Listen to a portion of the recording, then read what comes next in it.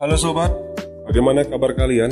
Selamat datang ya di channel Film Santuy, channel yang membahas alur cerita sebuah film dengan singkat, padat, dan pastinya sangat jelas. Di video kali ini, kami akan membahas alur cerita film update The Mary Stover Story yang rilis pada tahun 2019. Film ini disutradarai oleh Jim Donovan dan mendapatkan rating 5,8. Film ini diangkat dari kisah nyata yang terjadi pada tahun 1980. Film ini mengisahkan tentang penculikan Mary Stover dan anaknya yang bernama Beth yang berusia 8 tahun. Penculikan ini dilakukan oleh mantan muridnya dan mereka dikurung selama 53 hari.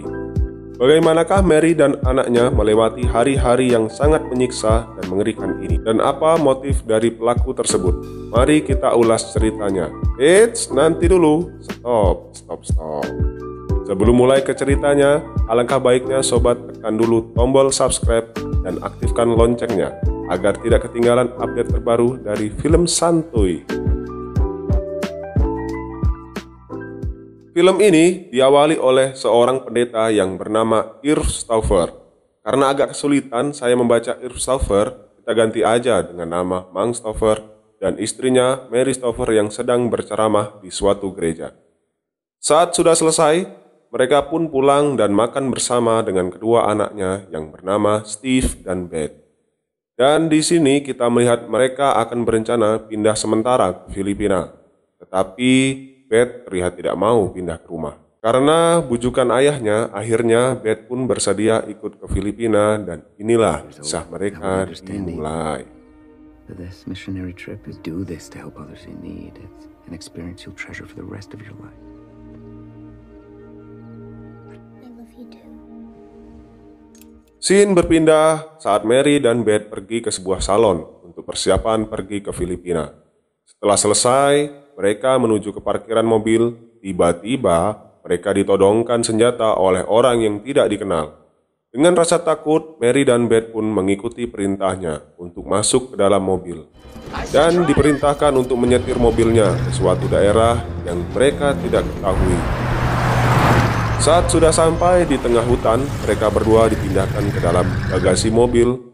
Saat akan memasukkan mereka, aksi penculik itu pun diketahui oleh dua orang bocil dan salah satu dari bocil tersebut pun menghampiri penculik itu.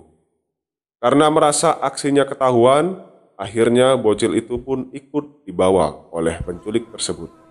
Dan satu bocilnya berhasil melarikan diri dan mereka pun melanjutkan perjalanan.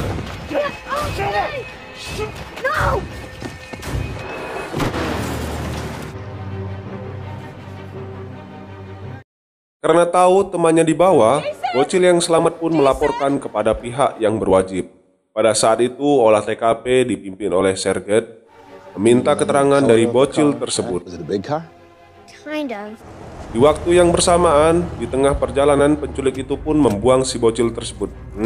Masih ada tanda tanya nih. Bocil yang di luar dibunuh atau dibuang?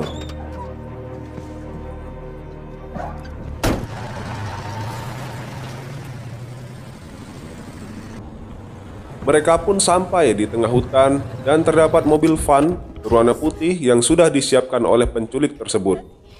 Mereka pun dipindahkan ke mobilnya dan melanjutkan perjalanan serta meninggalkan mobil Mary di pinggir jalan. Malam pun tiba, sampailah mereka di rumah si penculik. Penculik itu memerintahkan mereka untuk masuk ke dalam lemari yang kecil. Mary memohon untuk tidak memasukkannya ke dalam lemari, tetapi penculik itu mengancam dengan pistol. Akhirnya, mereka pun masuk dan penculik itu mengunci lemari tersebut serta meninggalkan mereka berdua. Get into the closet!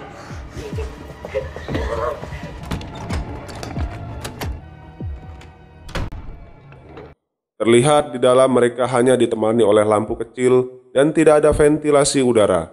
Ya, bisa kalian bayangin lah bagaimana pengapnya udara di sana gimana.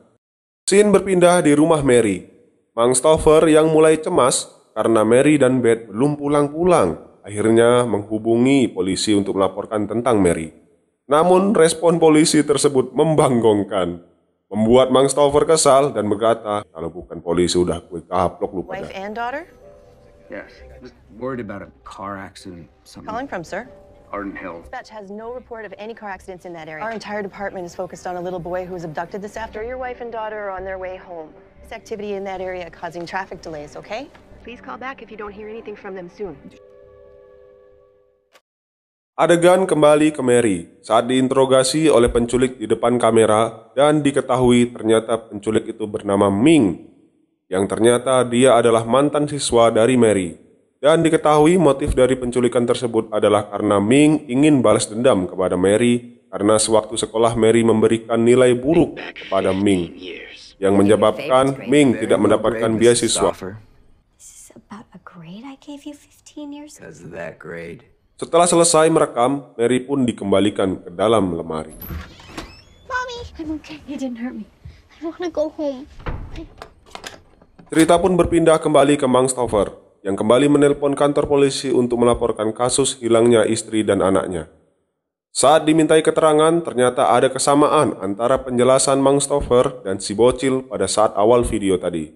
Polisi pun berkesimpulan ada kaitannya antara hilangnya bocil dan hilangnya istri dan anaknya Mang Twice Stover. about his wife and daughter not coming home. And?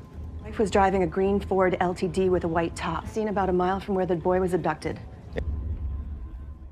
Akhirnya polisi pun menuju ke rumah Mang Stover untuk menindaklanjuti laporan dari Mang Stover. Mr. Stauffer, do you or your wife know Jason Wilkman? Did your wife and daughter have any reason to be in Hazelnut Park after they left the salon? A mile from where you said your wife and daughter were last seen. Witness who saw a man throw Jason happened about 3:45.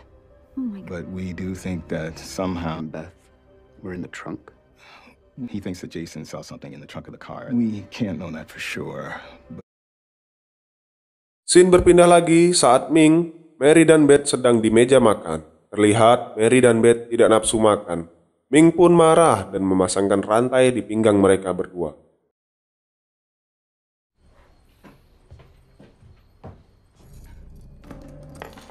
No. I won't hurt you. As long as you try to leave, No. I will kill you. No. Now sit down and finish your food. Pada hari ketujuh, Mary pun diinterogasi kembali oleh Ming. Dan di sini diketahui bahwa ternyata diam-diam Ming menyukai Mary. Dan itu alasannya Ming menculik Mary. Gila nih si orang. Understand each other. Kok mau aja sama perempuan You're yang in udah love tua. with me. Why would you want to hurt me? Having my hands tied down hurts me. I want you to be happy. It's the only way not to hurt. Lanjut, karena Ming melihat pemberitaan tentang hilangnya Mary dan Beth, Ming pun menyuruh Mary untuk menulis sepucuk surat untuk dikirimkan ke suaminya yang berisi bahwa Mary ingin menyendiri dan menenangkan pikiran. Seolah-olah Mary tidak diculik. Write your husband a letter. Tell him you've had second thoughts about going to the Philippines. He just needs some time to be alone. I will read every word. Dan setelah membuat surat itu, Ming memaksa Mary untuk melakukan aksi pengencerotan. Dengan Ming, dengan iming-iming, akan dibebaskan. As long as your mommy does what I ask. Ming ini mesum, tak mesum. No. No. I won't hurt you. Dan hari pun terus berlanjut ke 14 harinya. Mang Stover pun menerima surat yang ditulis oleh Mary. Dia pun terkejut dan melaporkan kepada polisi. It's from Mary. I know nobody believes that their wife is unhappy, that she was forced to write this. If she did, she would have told me. She's my wife. Saat pulang dari tempat kerjanya, Ming pun menyiapkan tempat makan untuk mereka bertiga karena hari itu bertepatan dengan hari ulang tahun Mary. Mereka pun merayakan hari kelahiran Mary. Surprise. Happy birthday, Mary. Happy birthday to you. Happy birthday to you. Blow out the candles. Setelah selesai, Ming pun mengancam akan membunuh Beth jika Mary tidak menuruti keinginan Ming, yaitu melakukan aksi pengencerotan kembali dengannya. I can't. I love my husband. I won't betray him. Have you ever watched someone die of suffocation? Huh? Your mommy won't do it. She's told. Okay, I'll do it. I'll just... Okay. Dan di sini terungkap bahwa selama ini Ming mengintai keluarga tersebut dari dalam basement, dibuktikan dengan adanya lubang yang tepat berada di bawah tempat tidur Mary. Dan berpindah ke tempat Mary yang diberikan Alkitab oleh Ming. Saat Ming pergi bekerja, terdengar suara orang masuk. Saat itu Mary ragu untuk meminta tolong. Ternyata Ming tidak tinggal sendirian. Dia tinggal bersama saudaranya yang berada di bawah basement.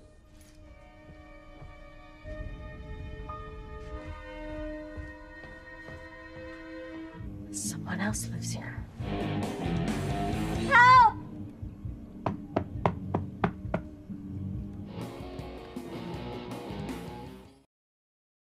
Hari ke-31. Saat makan malam, Ming pun berencana untuk menghadiri konferensi di Chicago. Dan Ming pun mengajak mereka pergi ke sana. I love campers. I've been invited to attend a conference in Chicago. I've rented an RV. We could all go. Singkat cerita, mereka pun berangkat ke Chicago menggunakan mobil karavan. Di perjalanan, mereka beristirahat di sebuah SPBU. Saat tidur, Mary pun terbangun dan melihat keluar ada mobil polisi berhenti di SPBU tersebut. Dan saat itu Mary pun ditodongkan pistol oleh Ming yang saat itu terbangun juga.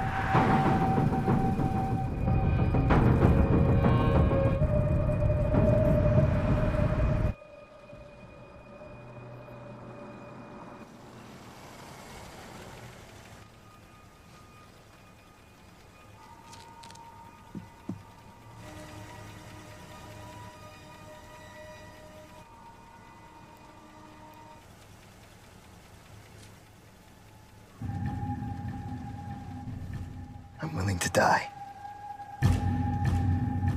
Do that again, and I will shoot you. Pagi pun tiba. Mereka pun sampai ke tempat tujuan. Mary dan Beth pun ditinggalkan di dalam mobil. Saat itu Ming menjelaskan bahwa di dalam mobilnya sudah dipasang mikrofon.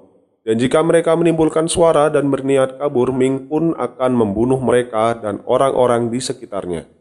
Dan saat itu Mary pun mendengar ada pemuda yang sedang bermain. Mary pun meminta bantuan ke mereka, namun mereka tidak meresponnya. Malah dibilang, aduh ada orang gila ini kayaknya minta tolong. Alright, okay. Get the police. Who is that? I don't know, some crazy lady. Singkat cerita, mereka pun kembali pulang. Dan saat sampai di rumah, Ming pun mengeluarkan mereka dari dalam lemari. Karena mereka berdua bersikap baik dan Ming mempercayai mereka. Beth pun menelpon sang ayah untuk memberi kabar dan mengucapkan hari ayah.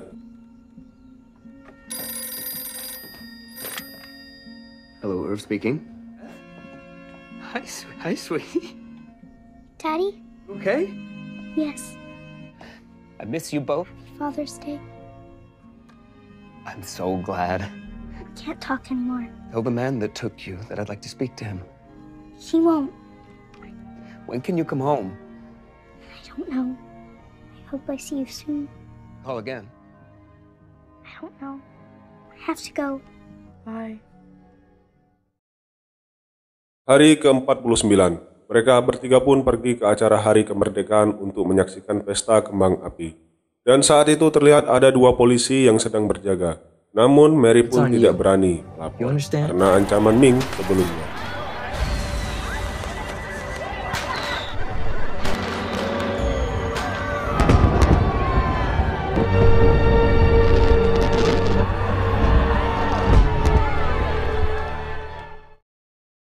Hari ke-53. Saat Ming pergi bekerja, Mary pun melihat ada celah di engsel pintu yang mengaitkan tali mereka. Saat itu Mary pun berusaha merusak engsel tersebut. Dan usaha itu pun berhasil. Mereka berdua pun keluar dari kamar tersebut dan menelpon polisi. Saat mereka keluar, dia dikejutkan oleh kedatangan seorang. Dan mereka berdua pun bersembunyi di balik mobil. Dan ternyata... Being held at a house at 19 Lely Drive in Roseville. Are you able to get out of the house? White van in the driveway. Tell the officers not to come in. House, or find a place to hide outside, okay? Come on. We can do it.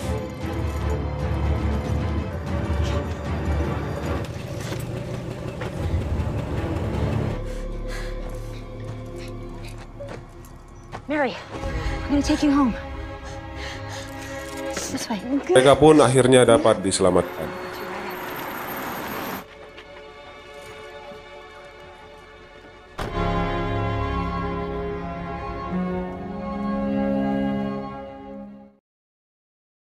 Di waktu yang bersamaan, Ming pun berhasil ditangkap di tempat ia bekerja, dan Mary pun berhasil berkumpul dengan keluarganya. Terlihat sorak gembira para polisi atas pertemuan mereka, dan karena hal tersebut, Ming didakwa hukuman penjara seumur hidup atas kejahatan yang dia lakukan.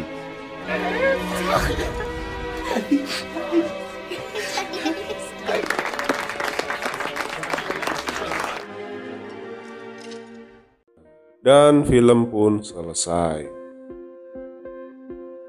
Baik, di sini ya, apa pesan yang bisa kita petik di dalam film tersebut? Silahkan cantumkan di kolom komentar, serta dukung selalu channel kami dengan cara subscribe dan aktifkan lonceng notifikasi. Oke?